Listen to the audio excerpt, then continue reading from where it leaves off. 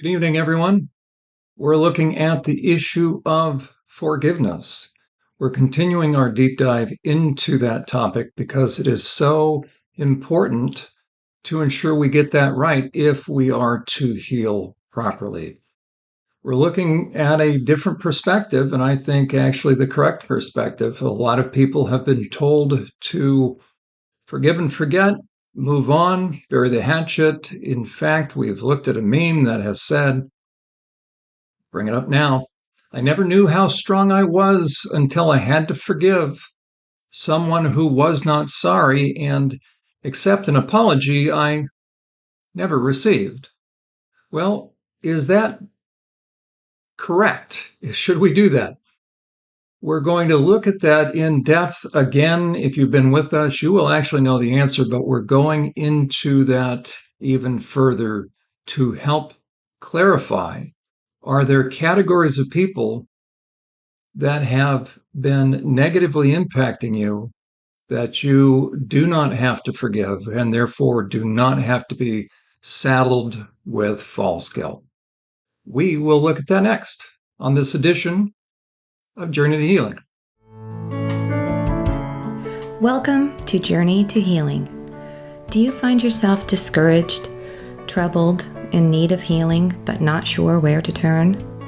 Jon Uhler, a licensed professional counselor, is here to help. Jon has more than 25 years of professional experience helping people deal with the issues that keep them emotionally and spiritually stuck. There is help. There is hope. There is a God who loves you and wants to help you find peace and strength. And Jon Uhler is here to help you find that on this edition of Journey to Healing.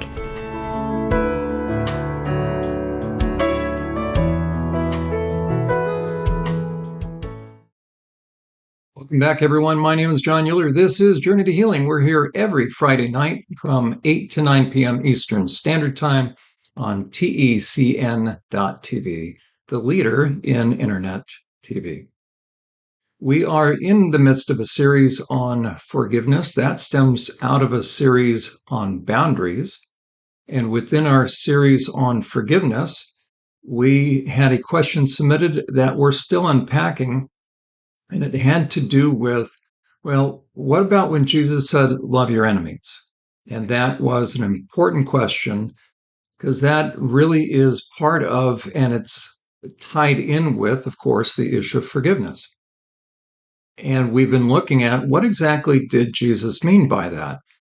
I recommend you go back to SurvivorSupport.net, to that website, SurvivorSupport.net, under the podcast tab, and you will now see the expanding series on forgiveness, the one that we're doing. That will give you context to bring you up to speed on where we are. We're jumping right back into a little bit of review for a moment or two, because we're going to continue to look at, are there categories of people that are beyond God's forgiveness so that we don't have to worry about, as I mentioned earlier, something such as this meme that says, I never knew how strong I was until I had to forgive someone who wasn't sorry and accept an apology I never received.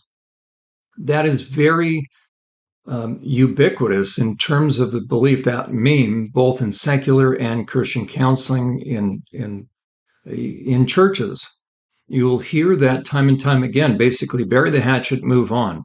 Well, the real question is, what is God's perspective on that? And is it possible? And I'm not saying, is it possible, but we really still need to do it. For instance, we need to love God the way he should be loved and honored, but we don't have it within ourselves. So he actually gives us the ability, the power, and the desire to do that. Are we talking that kind of situation where I don't have it within me to forgive someone, but God needs to help me with that forgiveness? Now, in some cases that may be true, but generally speaking, there are certain categories of people, and we've looked at that. There are certain categories of people that are eligible for forgiveness and certain categories that are not. We've looked at the rubric, the general principle or premise, which is 1 John 1:9. If we confess our sins, then he's faithful and just to forgive us our sins, cleanse us from all unrighteousness. The key to forgiveness lies with us in this sense. If I have offended God, and we all have, then it is incumbent upon me to take the first move, meaning I have to confess. If I don't confess, does God forgive? No, he does not. Is that because he's an unforgiving God? No, he's not. It's because I'm not coming to him in truth. I'm not coming to him in brokenness and contrition. I'm not coming to him on his terms. I'm not confessing. I'm not saying the exact same thing about what I did, the impact it had on him. I'm not saying the same thing that God is. And so there's nothing to discuss because we're talking about two different things. He's talking about truth and reality. I'm skirting the issue. I'm justifying and rationalizing. It is the same thing with other people. If I have meaningfully and significantly negatively impacted someone, and if I give a cheap apology where I whitewash things, where I justify and rationalize, that can take the form of, well, I'm sorry for everything I ever did. Okay, that is not an apology. An apology is specific. An apology has goodness of fit. That's why in Matthew 5, Jesus said, if you're at the altar presenting your gift and you suddenly remember, I mean, you've been hard-headed until now, you suddenly remember that you've been a jerk. What are you supposed to do? You leave your gift at the altar, meaning this person was still, in their mind, they were okay with God. And God broke through in church, no less, in a religious setting, service, and let the person know, no, you're not right with me. If you come from a Christian perspective, in a way, that's where each pastor should help someone understand they need to examine themselves, not just to ensure they're the real deal, that they are in God's family through 1 John 1:9, confessing, but am I right with my fellow man? Am I right with my brother, so to speak? That has to do with Matthew 5, meaning, does somebody have something legitimate against me? If they do, then don't be religious anymore. I need to go and be real and what? And come to terms with, meaning to get real and discuss how I can make the person whole. The Jews were to add 20% on top of whatever the issue was, right? That's for pain and suffering. God's very serious about that. So to tell someone who has been on the receiving end of significant and meaningful negative impact that they should just bury the hatchet and move on without the perpetrator, without the oppressor confessing, that is a distortion of truth, it's a distortion of reality, and it's a distortion of God's heart. God's emphasis is on the perpetrator, the oppressor, the hurtful person, the pig, the dog, the fool, the reprobate, the sociopath, the psychopath, all these different terms that we've talked about. The responsibility lies on the hurtful person, the selfish person, not on the injured party. What's happening with the injured party in Matthew 5? The injured party is actually going to the judge. God never criticizes the injured party for being immature, for being less than spiritual. In Revelation chapter 6, verse 10, the martyred saints are crying out day and night around the throne, right? And the angels are crying out, holy, holy, holy is the Lord. But what do the martyred saints do? They actually are asking the Lord, how long, O Lord, before you avenge our blood? Oh, wait a second. The most spiritual individuals who now are in heaven, all things are being made new.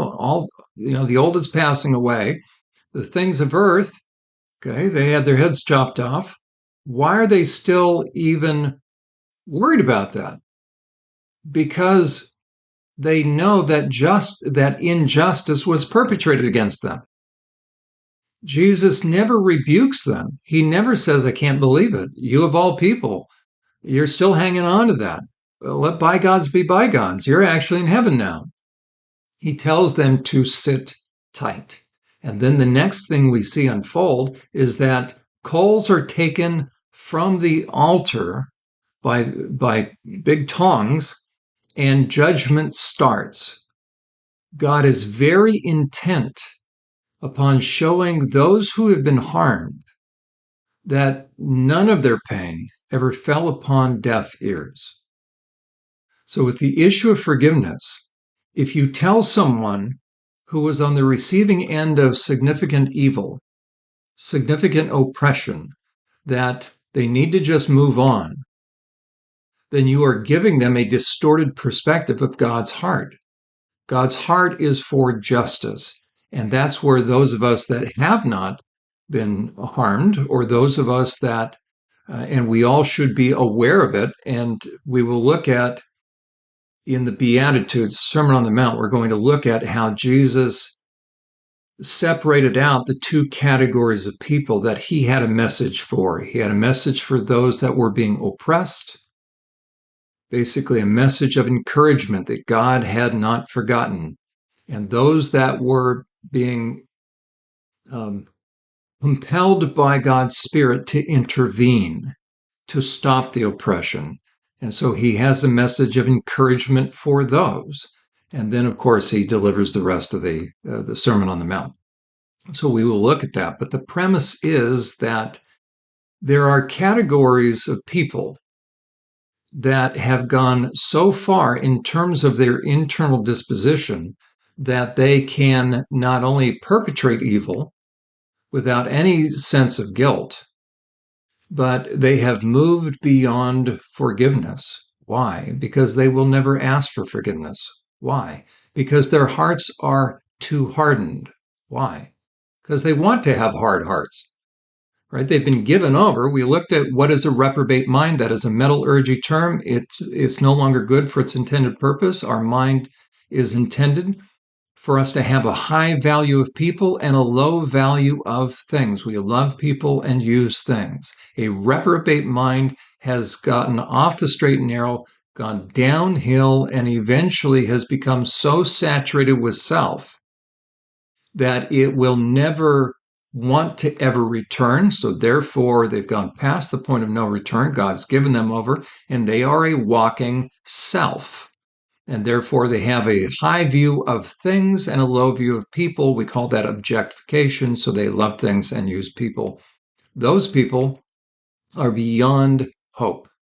Now, do we really ever know by looking at someone? Probably not. We looked at Paul. Somebody would have thought, since he was the number one persecutor of the church, that Paul was beyond hope.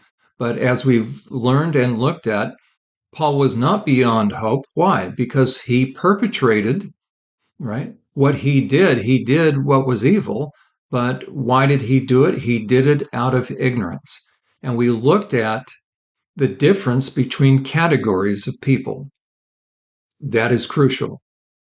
Because as we continue to look at the issue of forgiveness, we need to be able to free ourselves if you've been on the receiving end of significant hurt, somebody that was significantly hurtful.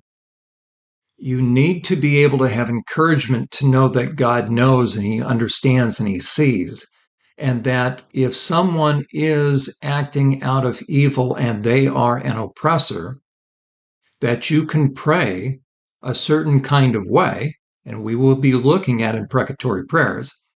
You can pray a certain kind of way that matches God's heart, that will move him to your side, that will move him to protect you. He already is moving in that direction, but he wants us to know that that's how much he cares about us. That is his kindness, his loving kindness, and his mercies will be shown to us, those that have been on the receiving end of oppression. That is different than persecution. And we looked at those last time. So the categories of people matter. Why? Because if someone has moved into a certain category, then we don't have to worry about whether or not we're forgiving them. Why? Because they will never ask for forgiveness. So we then are free to pour our hearts out to God, knowing that He will take up our cause. Last time we looked at some of these categories, and it is very important because we will continue to make the case that in the book of Psalms, the largest Old Testament book, which was given Jesus' stamp of approval, Jesus quoted more from the book of Psalms than any other book of the Bible. It is filled with imprecatory prayers. And my contention is that book was preserved for us, the Old Testament was preserved for us for our encouragement, for our instruction. If, in fact, that 46% of the book of Psalms are imprecatory prayers, which essentially say, God, you know what they're doing to me, get them. Well, either we have a schizophrenic situation going on in Scripture where we have the God of the Old Testament, God of the New Testament, or God's heart is consistent and it has not changed. The survivor needs to know this because the teaching that has crept into Christianity, the teaching that's crept into churches, teaching that's crept into counseling, is really still that meme, that idea that you have to forgive someone no matter what, especially for survivors. Forgive and forget. Many churches are very prone to accepting back into their congregation or retaining someone who has perpetrated a sex offense, who has perpetrated upon a child, who has perpetrated upon another parishioner or someone in the congregation. Elder so and so perped on somebody in the congregation or a child. And replete our stories of survivors, of victims, having to sit there for not just days and weeks, but months and years, having to be in the same building as the perpetrator. And what's the message that is sent to the survivor? Forgive and forget. You need to put the past in the past. You need to move on. As a matter of fact, here's adding insult to injury. We need to practice extending the same forgiveness to the offender that the Lord extended to us. And I cannot tell you how distorted that message is. And it's very similar to what happens in domestic violence situations, where the message that is given to the injured spouse, in the majority of the times it's going to be the wife, is basically, you know what, just you need to put it behind you. If you can't, you're the one with the issue.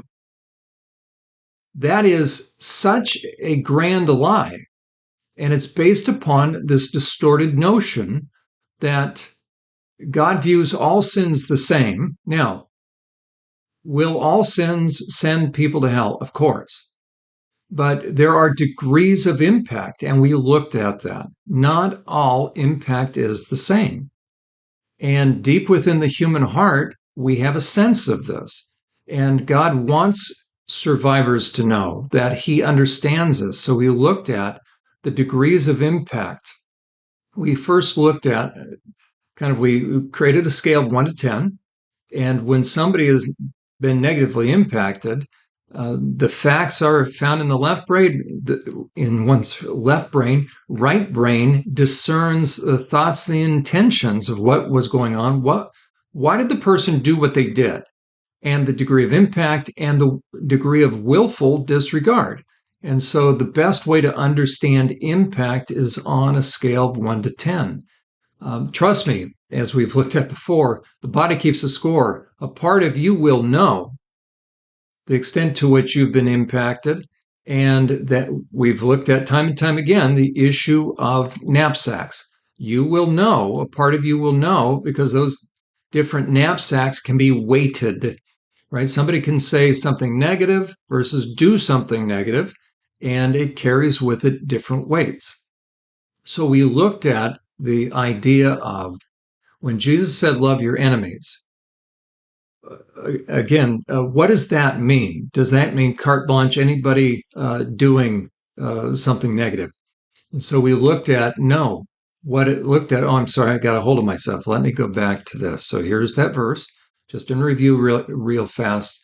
There are three different words that could have been selected in Greek. Jesus spoke Aramaic, but Matthew translated into Greek. So Jesus said, "You've heard that it was said, an eye for an eye, tooth for tooth, but I say, do not resist an evil person." Then he also said, "Love your enemies."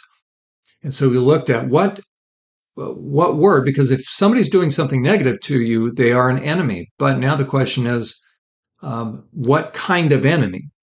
Okay, and so there are a couple different words. We looked at poneros.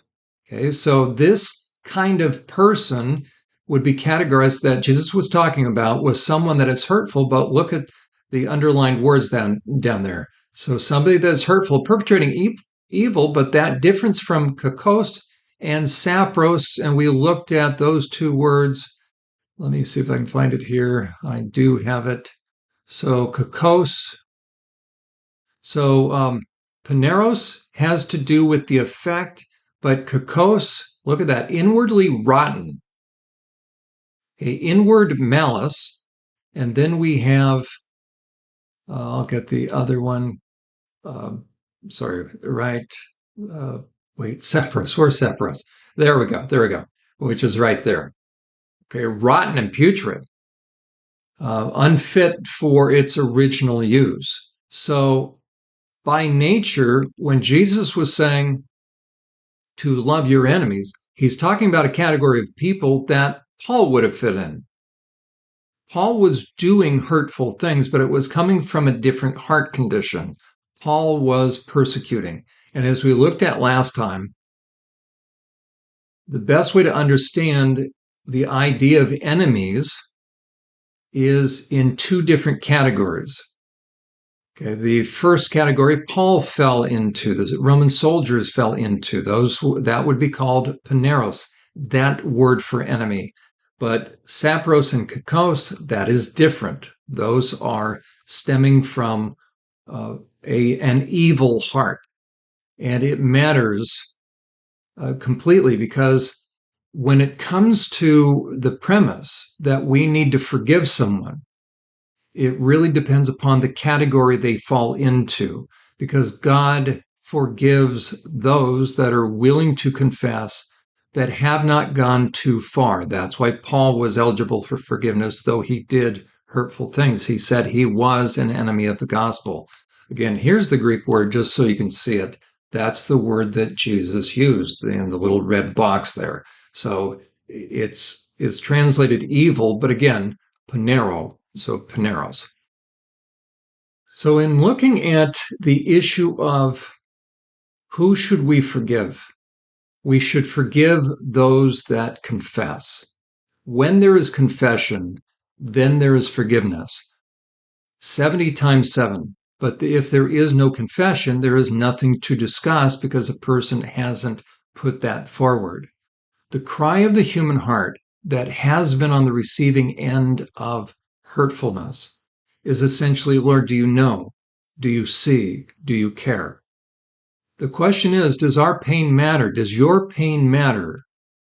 If someone comes along and tells you, you know what, just let bygones be bygones, bury the hatchet, move on, past is in the past, a part of that message is telling you, or that message is telling a part of you, that your pain doesn't matter. Well, then the question is, to what extent can you trust God? To what extent is God really, truly concerned? And so then, if you are going through difficult things, and if you've been given the message that your pain really doesn't matter to God, how much are you inclined to pray? Probably not a lot. How much are you inclined to trust? Probably not a lot. Why? Because the message you're being given is that God essentially cares just as much about oppressors as those who are oppressed. And that is not true. God cares about the oppressed. What I tell people gentlemen, what I tell men that I work with that are justice involved, that have done very hurtful things, quite frankly, sex offenders, what I tell them is this: they are eligible for God's forgiveness, and his mercy and compassion, but when? When they confess. But what happens if they don't confess? Then they are not eligible for God's forgiveness.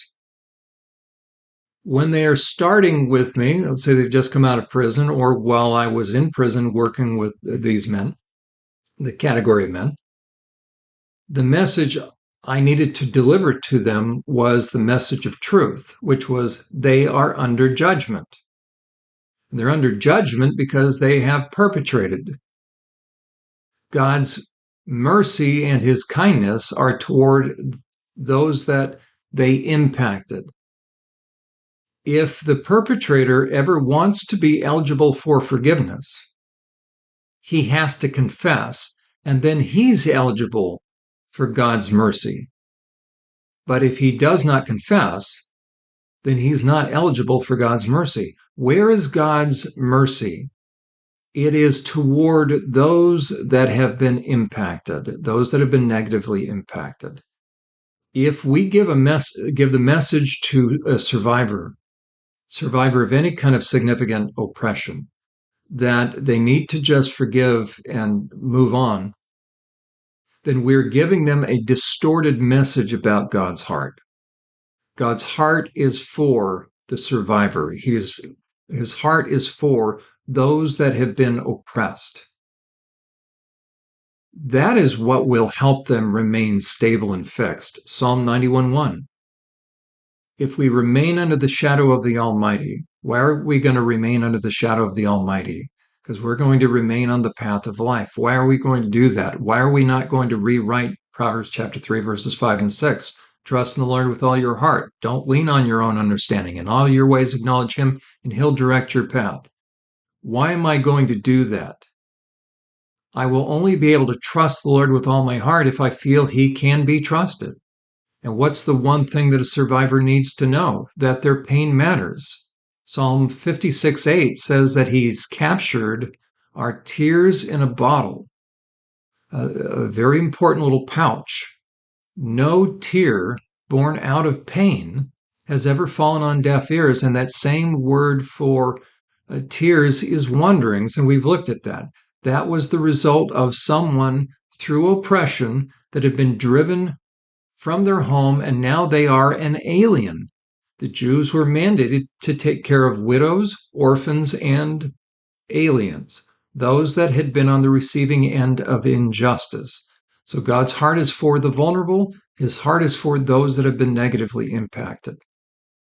It's not toward, for good, those that are perpetrating, those that are oppressive. That is the message that will help sustain someone that is going through very difficult things because of evil, because of oppression. That is what allowed David to stay stable and fixed. That is why 46% of the book of Psalms are filled with imprecatory prayers. That is why David references time and time again that he will sing of God's mercy and his kindness. He'll sing of God's character when God fulfills his promise to do what? We looked at that. That's at the end of the book of Deuteronomy, also the end of the book of Isaiah, where God makes a promise. Through Moses, God's last words to the Israelites were that he would avenge injustice. That was the promise that the Israelites could take to the bank. That is how they would know that God cared. That was the stabilizing factor. So therefore, they could trust in the Lord with all their heart. They didn't have to lean on their own understanding. In all their ways, they would acknowledge him, and he would direct their path. He would be surrounding them. That is the message that a survivor needs to know. To be able to help those of you that have been negatively impacted, or if there are some that are listening to me that have been hurtful but haven't taken this message seriously, I want to help you see the best way to understand these categories so that if you happen to fall into one of these categories, and now I'm really going to be talking to a hurtful person, but if you have been injured by one of these, you will be able to take heart in knowing that God cares and that he's dealing with, he's working on that hurtful person. But there is a certain category beyond which certainly you should not be dealing with. And there is a category that will actually pursue you. And that is a category that will end up perpetrating great harm. And that comes out of Proverbs chapter 1, verses 22. God states there are three categories of people that if they do not wise up, that's my interpretation. If they do not wise up, if they do not turn it around, they will be heading for a world of hurt. Why? Because they will end up becoming hurtful and God will step in and God will judge them. And he wants these three categories of people to understand that they need to take seriously his heart of protection for those who would be hurt by these oppressors, by those that would hurt others. Matter of fact, we will save these categories for when we come back from the break. For those of you that have been significantly and meaningfully negatively impacted by an oppressor, there's good news because I want to show you how deeply God cares about your pain. And we will look at that on the other side of the break. Are you or someone you know a survivor of abuse and wondering where to turn for trustworthy help and insight into the effects of such abuse? Ever wish you had access to a resource that could help you continue your progress in healing?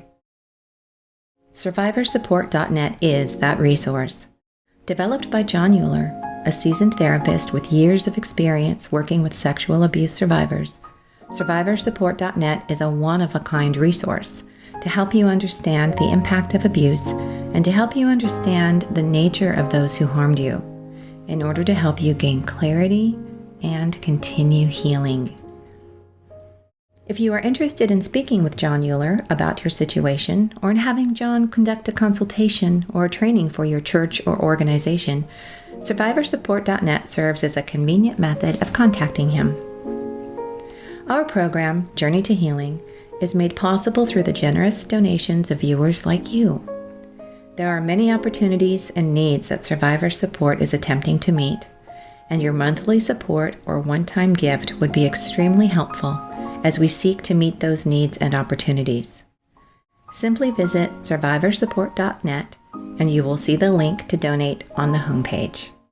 We thank you. Welcome back, everyone. My name is Jon Uhler. This is Journey to Healing. We're here every Friday night from 8 to 9 p.m. Eastern Standard Time on the leader in Internet TV, TECN.TV. We're picking up where we left off. We're looking at the categories of people that end up under God's judgment because they are hurtful to other people. A teaching has crept into the church, meaning to churches, to Christianity. This same teaching, quite frankly, has crept into all of secular psychology that basically tries to, this term isn't too bad, sin leveling. Now, the best way to understand that is that all sin is the same and therefore it really doesn't matter, and people need to learn to just bury the hatchet and move on. The responsibility has been shifted to survivors and those that have been oppressed, those that have been significantly and meaningfully negatively impacted. The burden has been shifted to them. The focus has been that they need to be the ones to get over it. That is not what God says. What God says is it is the oppressor who better take this seriously.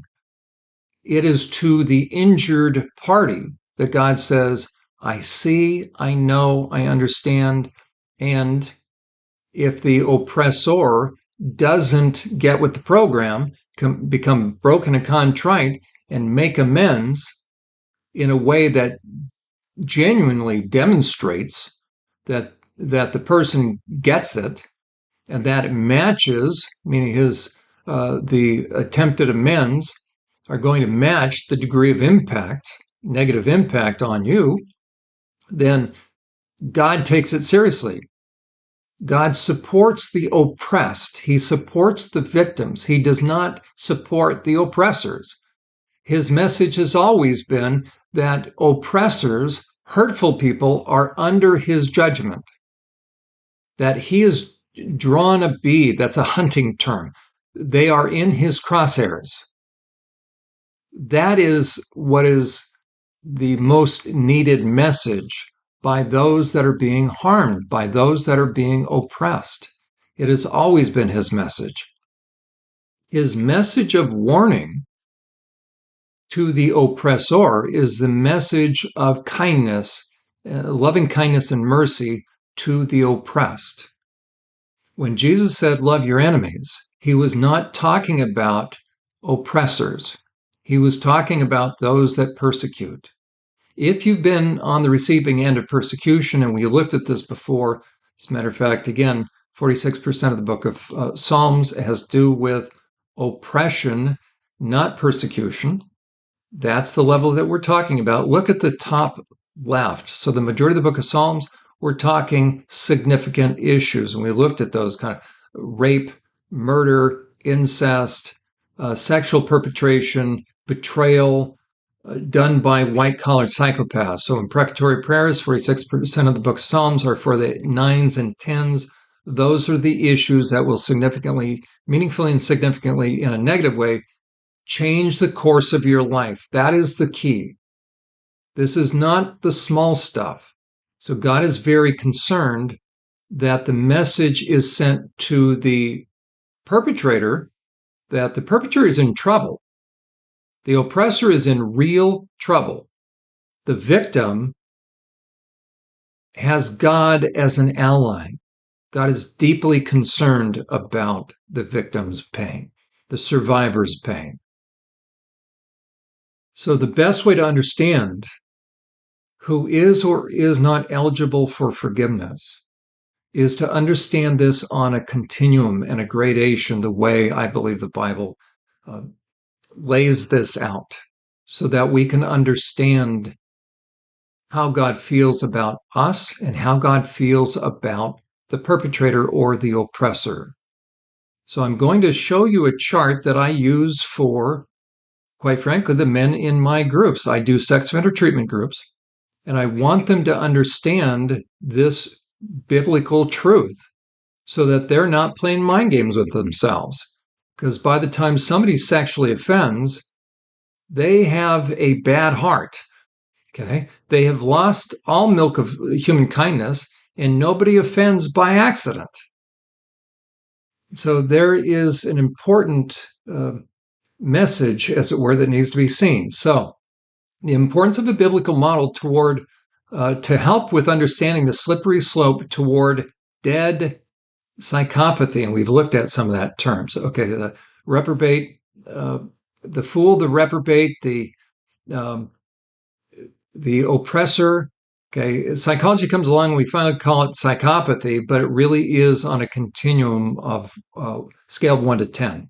So why is it important to see that there are categories and that beyond a certain point in this scale, that the survivor can take heart, that God will pick up and defend their right, defend and protect them. It's crucial so that they know that God's heart is toward them, not toward the oppressor.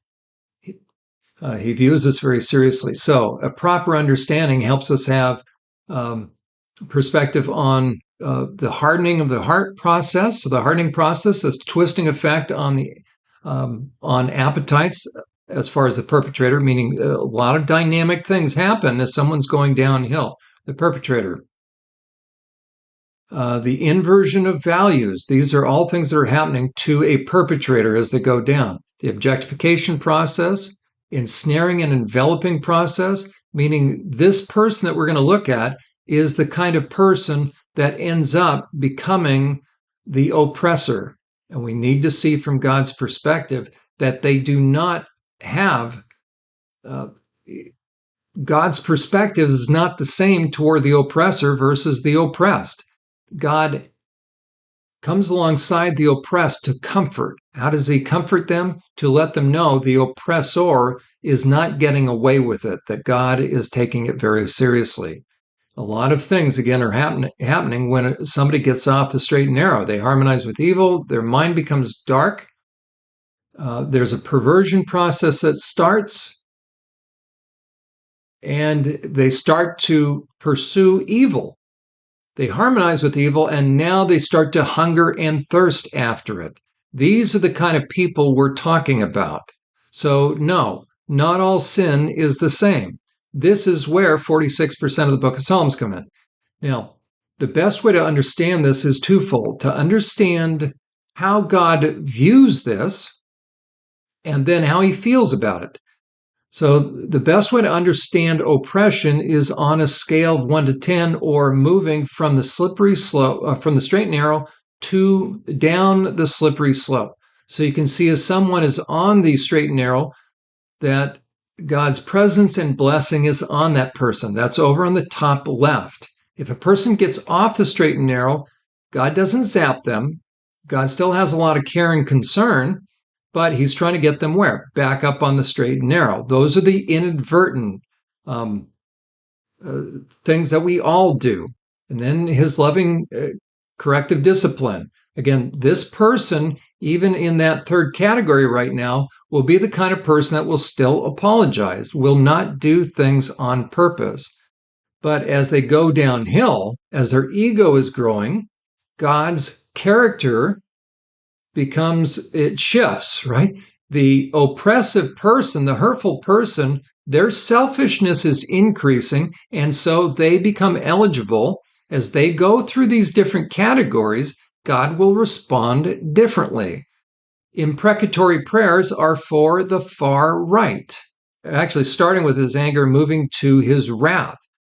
So we need to pray in accordance with God's will, which is in accordance with his nature and his heart.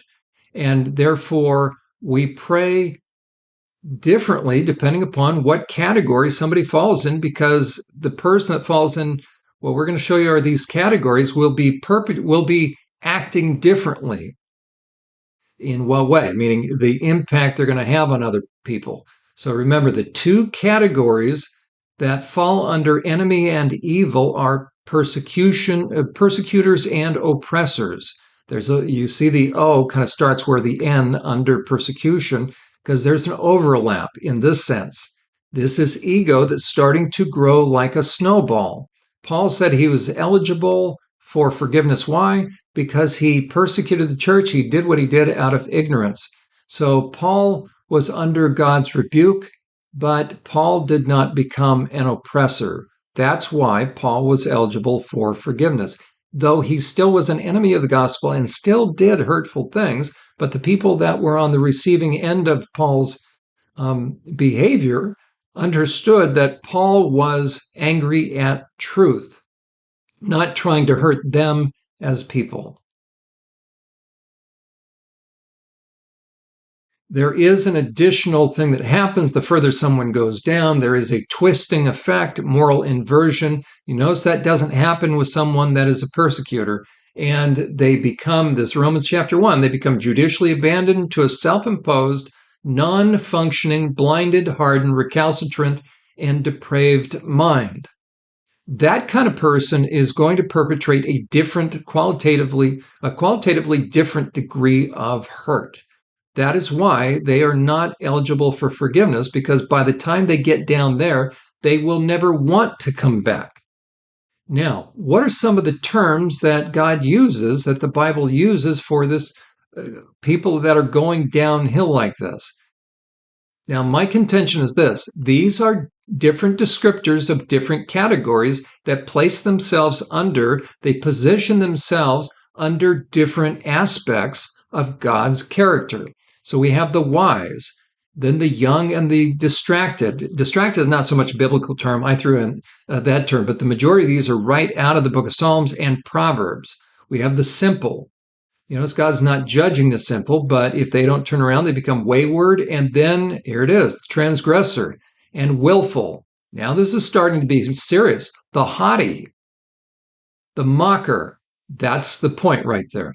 The contentious, these are all willful. The rebel, the fool. The fool said in his heart, there is no God. The proud, the brazen, the indifferent, the defiant. Look at, they're moving towards judgment. The perverse, the callous, the despiser of authority, the twisted, the malevolent, the wicked, the deceiver, the vile, the slanderer. That's important to know. The evil. By the way, a lot of people minimize slander. That is soul murder. What category, if you are a slanderer, what category are you under as far as what are you eligible to receive from God's character? You had better take this very seriously. If you slander people, I'm here to tell you, you are not a Christian. You have aligned yourself with evil. As a matter of fact, slander, the root word of it is diabolos. That's devil. You speak with the devil's tongue.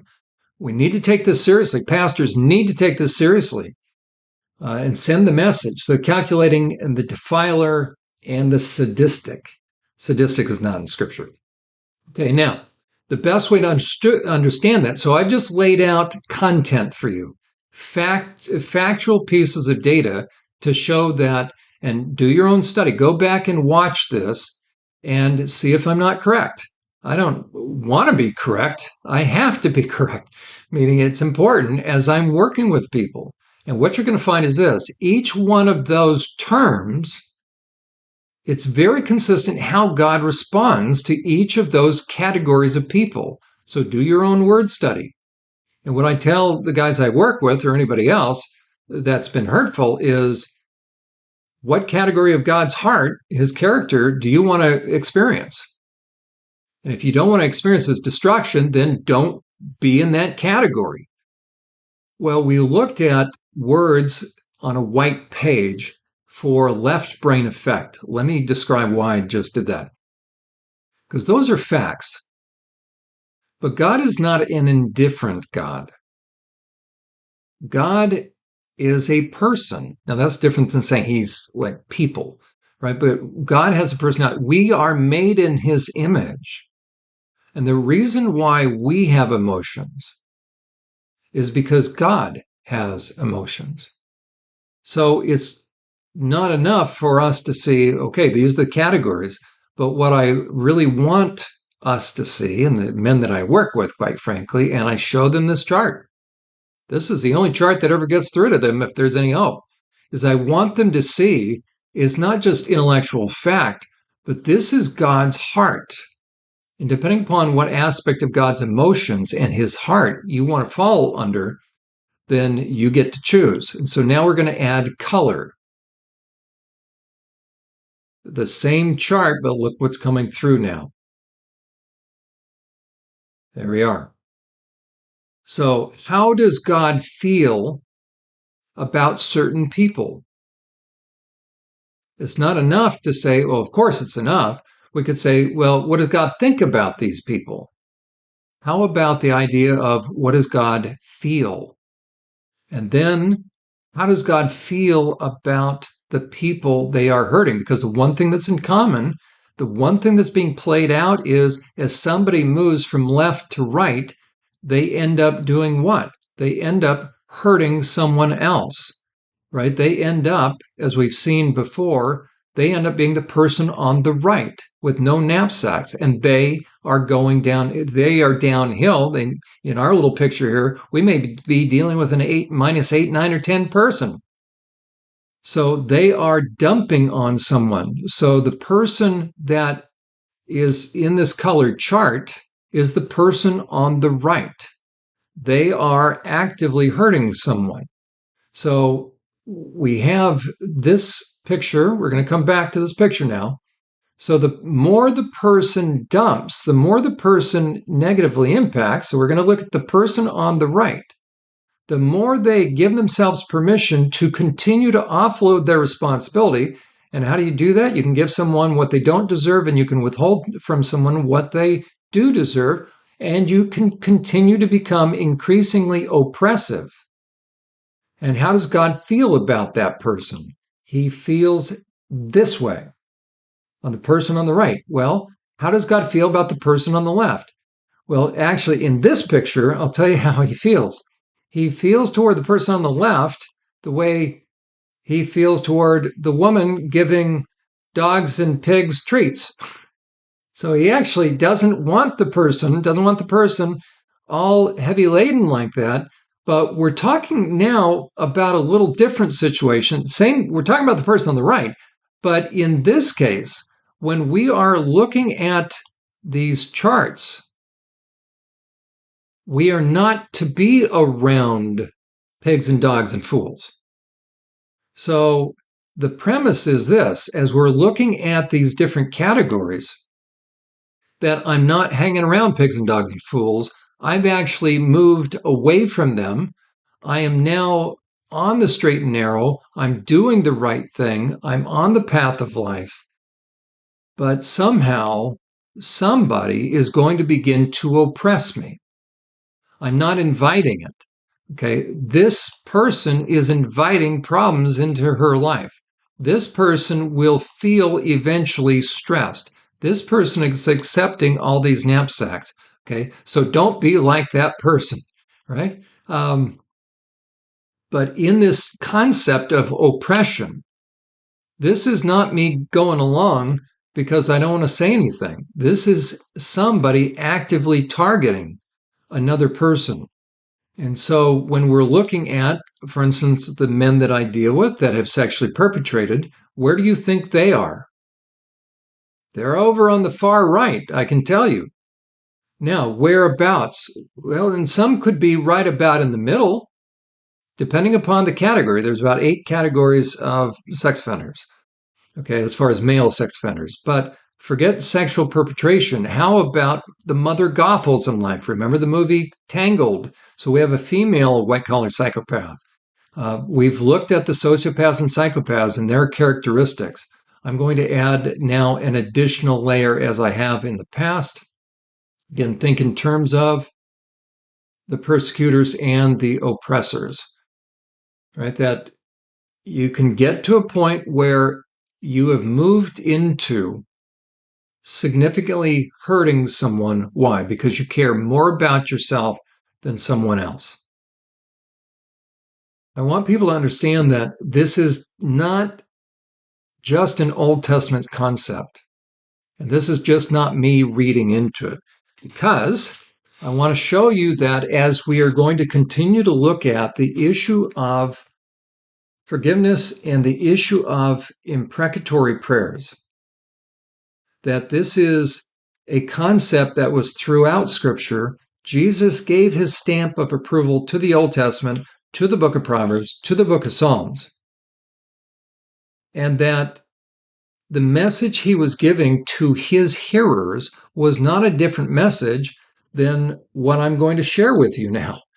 Okay, so as we will start to look at again imprecatory prayers and how Jesus didn't change his message, that his message wasn't allow perpetrators, and I'm not just talking about sexual perpetrators, allow them off easy, meaning let bygones be bygones, bury the hatchet. We need to understand that he wasn't changing the message. What he was talking about as far as loving one's enemies, the word enemy and evil was persecution. It wasn't the further categories to the right. Those are very different kinds of categories. And I want to read to you Proverbs chapter 1, verses 22. And it's very powerful because he's going to list, Solomon will, 3 categories of people that are heading for trouble. In what way? Not just natural consequences, but God stepping in. It says this: how long, you simpletons, will you insist on being simple-minded? How long will you mockers relish your mocking? And how long will you fools hate knowledge? And then I'm prefacing, it actually goes to the end of the chapter, verse 32, but for time constraints, he's saying this to those 3 categories: how long are you going to continue to go downhill? Turn around, meaning seek me, turn around before it's too late, or I will mock you. I will laugh when calamity overtakes you. What, just natural consequences? No. divinely orchestrated judgment. And so in that passage, it lists three categories, and we will touch on this again next time. We'll develop it a little bit more, but I want you to see that the idea of categories and who someone falls in is very biblical. Jesus is not going to contradict himself. Here's what we have. So I've overlaid now on that same chart that you saw, Proverbs chapter 1, verses 22. And I've now added and circled the meaning of these different words in these categories. So we could say this: there are three categories with various subcategories that as the snowball builds, it will go from one to the other. And if a person doesn't turn around, the inertia of selfishness is going to send them where? Into the category of no return, because by that time they love evil more than good and they harmonize with it. So when he says, "How long will you simpletons?" the term for simple means ignorant, careless, naive, the unwary, and they're actually open to the other two categories. So they're open to evil, they're undiscerning and unguarded. So that's a warning to the simple, because they're not going to be hanging around with people that are over in the other two categories and not be impacted. So the Lord's sending a message to that category, right? They're going to be jammed up if they hang around with those kind of people. It's going to impact their characters. The bad apple does what? Spoiled the bunch. So you want these bunch of apples not to be simple. The next will be mocker. That category, you can see it's already moving. It's right close to the fool. But you look at the mocker, that also means straight down: the scorner, the scoffer, the arrogant, the despiser and rejecter of truth, to deride and to ridicule, and then the fool. So by the time somebody becomes a mocker, what are they on the receiving end of with God? He's already angry with them. So this is both the persecutor, but then the oppressor. There's a transition. So partway through, you can have persecution, but then ego picks up. But somebody can be an oppressor, by the way, with never having been a persecutor. And then it morphs into what? And the two terms that it references, and I'll just show you this. Here's some commentaries. So fool and evil. Okay, so a couple quick commentaries. We'll look at this next time. Ye simple ones, ignorant, easy, and credulous, love simplicity, scorners, look right in the middle, that scoff at religion, and then the bottom, fools, willful and wicked. And then there's one other descriptor of these terms. So the simple literally means open or fatally open to evil. So they're going to be influenced. Then scorner is mocker at all good things. Still a little bit of hope for that person, but then look at the fools, in the sense of being hardened, obstinate, perverse, hating the knowledge they have rejected. Why is all this important? Because those are going to be the people that will perpetrate great harm. And those will be the people that God will come to the defense of those they oppress. So no, do not tell someone who's been on the receiving end of a fool, of someone who has been on the receiving end of an evil person, that they just need to bury the hatchet and move on. That is not what God says. And we will continue to look at how much God cares about the oppressed, what kind of judgment the oppressors are under, when we come back next time on Journey to Healing. You've been listening to Journey to Healing, sponsored by SurvivorSupport.net. We trust you've been helped by the information our host, Jon Uhler, has shared. To donate to this ministry, schedule a personal consultation with Jon, or to arrange a professional training for your church or organization with Jon, simply visit our website. On behalf of Survivor Support, we look forward to hearing from you and to have you join us next time on Journey to Healing.